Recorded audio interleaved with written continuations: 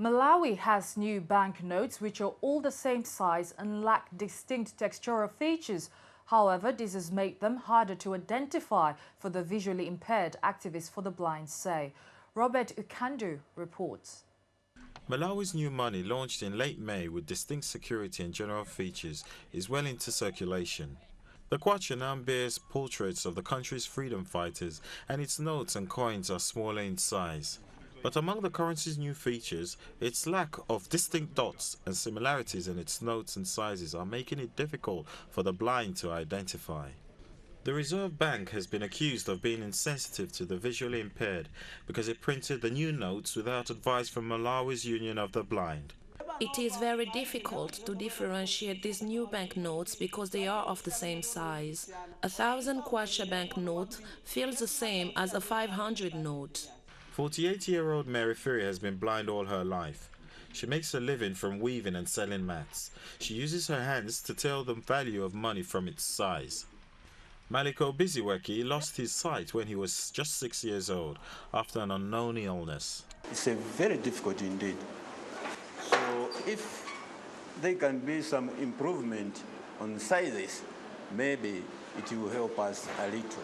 Ezekiel Kumwenda, the executive director of Malawi Union of the Blind, says the dots on the new currency notes are too small and should be big enough to easily trace using a finger. The bank, had lied to the nation that, some of the, the features which have been placed on these banknotes are not accessible to people with visual impairment. A thing which is not true, because I myself, had also a chance to trace some of the features which they are saying. Officials at the Reserve Bank admit the government did not consult Malawi Union for the Blind before producing the notes.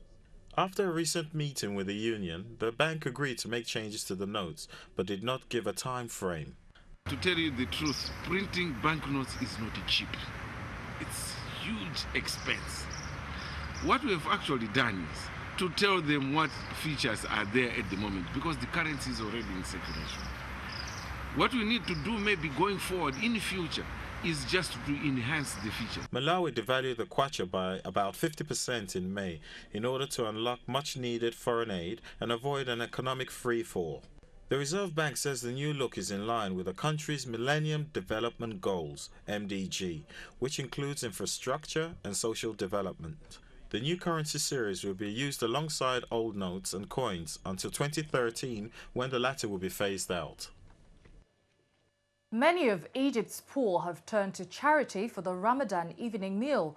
18 months of political and financial instability left many Egyptians without the means to buy food for the holy month of Ramadan. Muslims have united in spiritual solidarity to sponsor charitable Ramadan meals known as Ma'adet al-Rahman.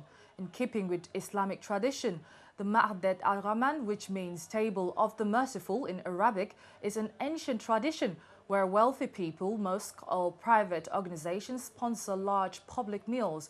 But it is not always financial need that leads people to attend the Ma'adet meals, but rather a desire for spiritual solidarity.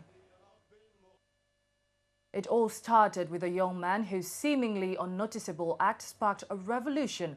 Mohamed Bouazizi, a young unemployed Tunisian, and angry at petty corruption in his local council, set himself ablaze.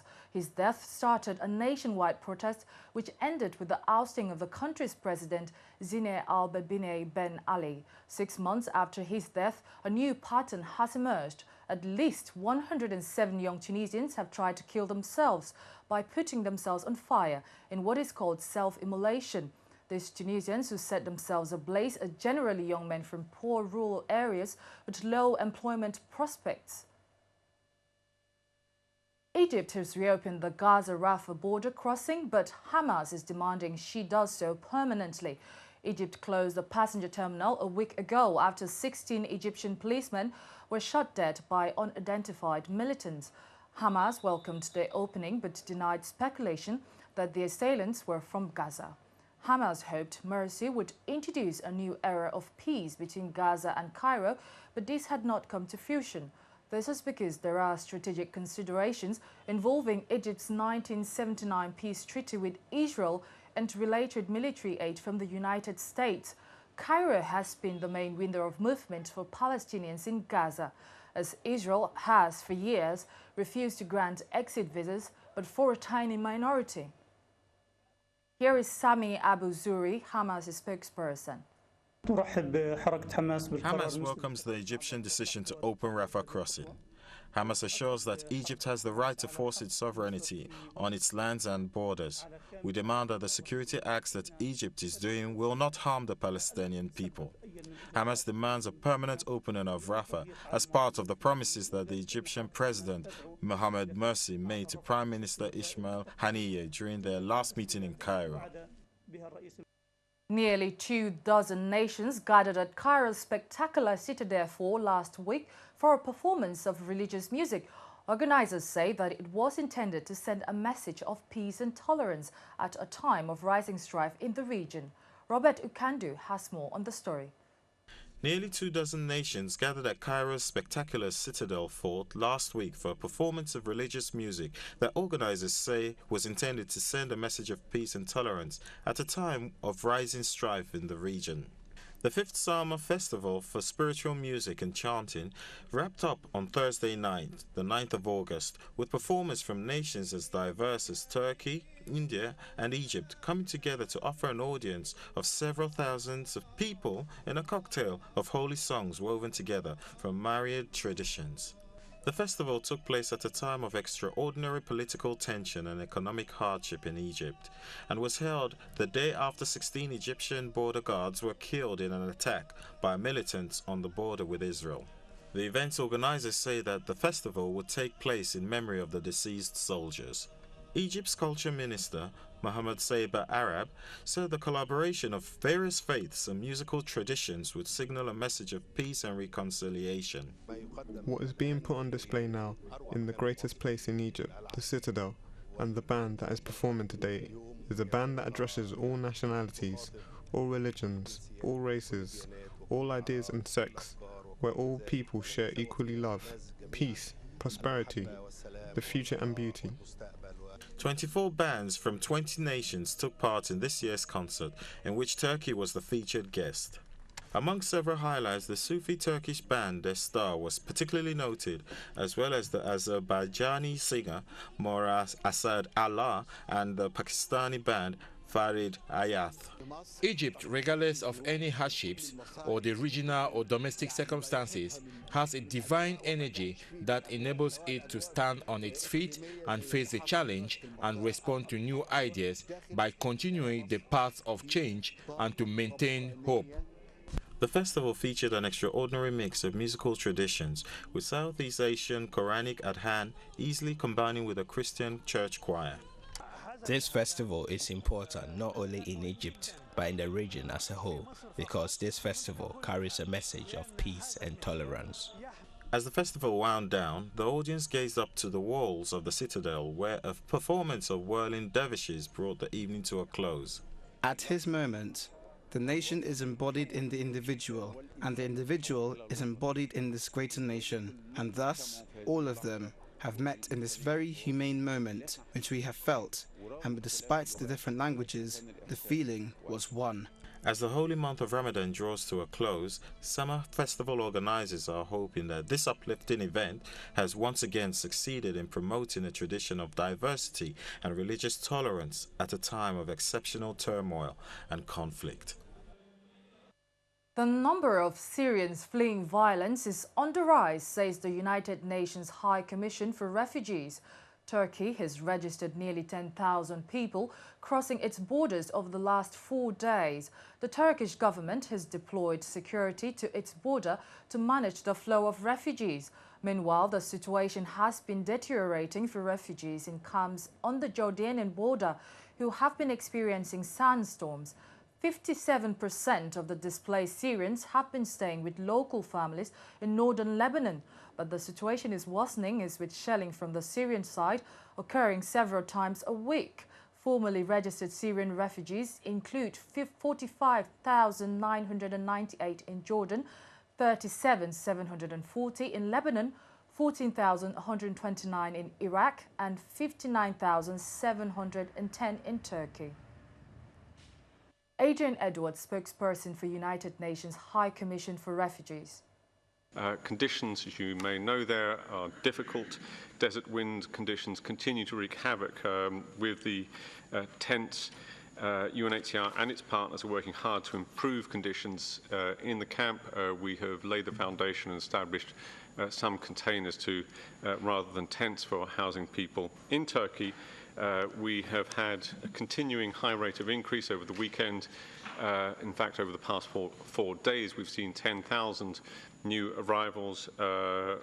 In total, there are now 59,710 Syrians in Turkey.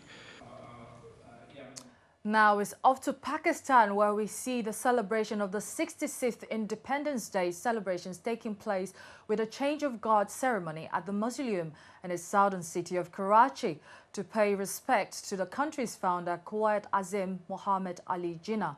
Its leaders have asked for peace in the region. Pakistan, which is crucial to stability in Afghanistan, has been rocked by a spate of bombings, leading the country to be considered an almost failed state.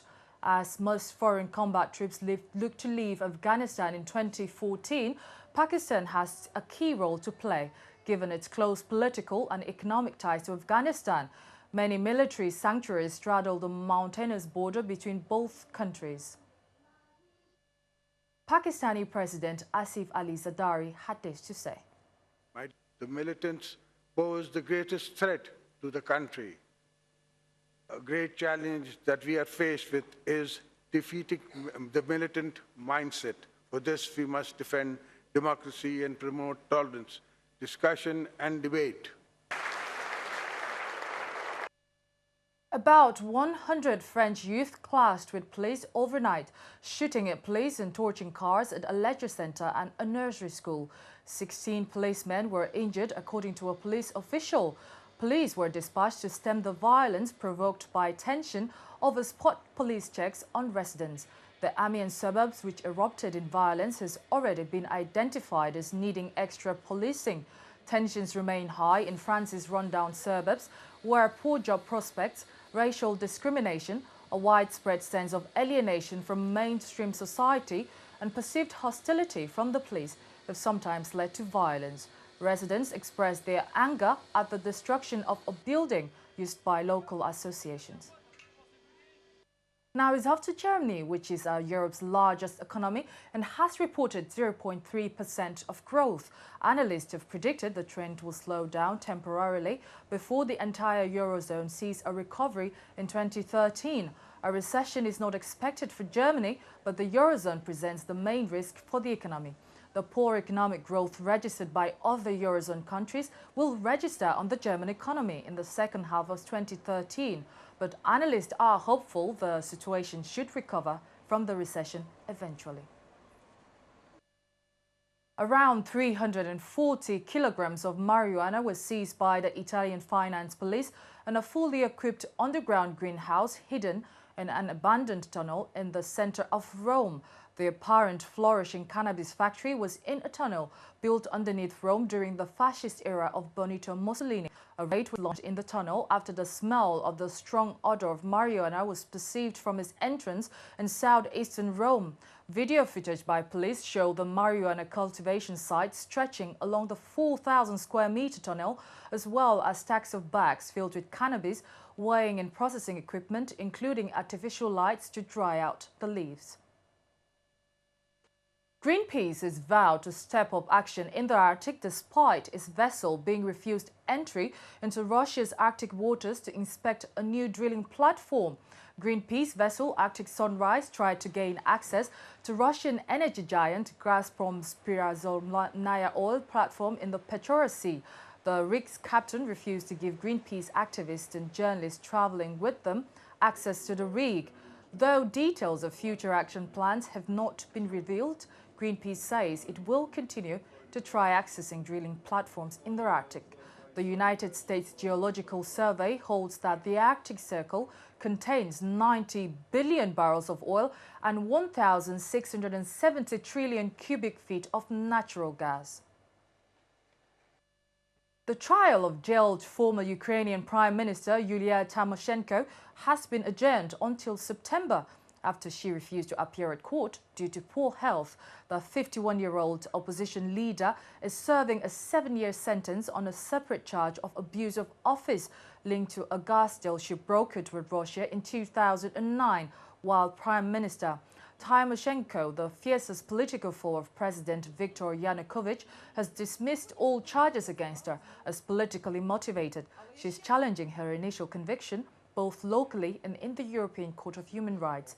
Tymoshenko led the 2004 Orange Revolution protest, derailing Yanukovych's first bid for presidency. Pussy Riot has said they will continue their protest and no prison threat will deter them.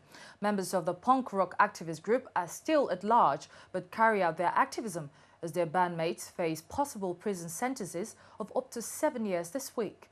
Wearing brightly coloured balaclavas, the girls who go by the nicknames such as Mother, Button and Balaclava believe anonymity is vital to their militant philosophy. Most members of the band see their membership as an honor. The trial has, however, proven life-changing for the band's members and their families, for they find themselves under constant surveillance. 2 band members have fled abroad. Button, a Pussy Riot group member, talks more on their protest. Initially, there was desire, a very strong desire to become part of Pussy Riot. That was some sort of dream of mine. I didn't even know how real it could be, how I could join those awesome girls and be together with them. But then it all somehow happened, and the circumstances were just right for this to become possible. This was so cool. This is just happiness. It's one great big chunk of happiness for me to be a Pussy Riot girl. Once again, we have a look at our major headlines for today. South Africa's platinum giant Lonmin sees its shares drop in London and Johannesburg following union clashes between mine workers.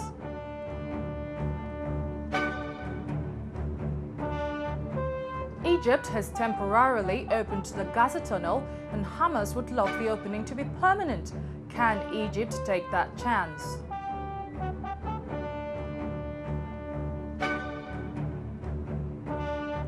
And Pakistan celebrates its 66th Independence Day, and its leaders drum home the message of regional peace.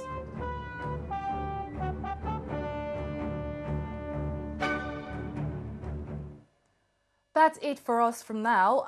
For more information, you can go onto our website at www.voxafrica.co.uk/news. Thank you.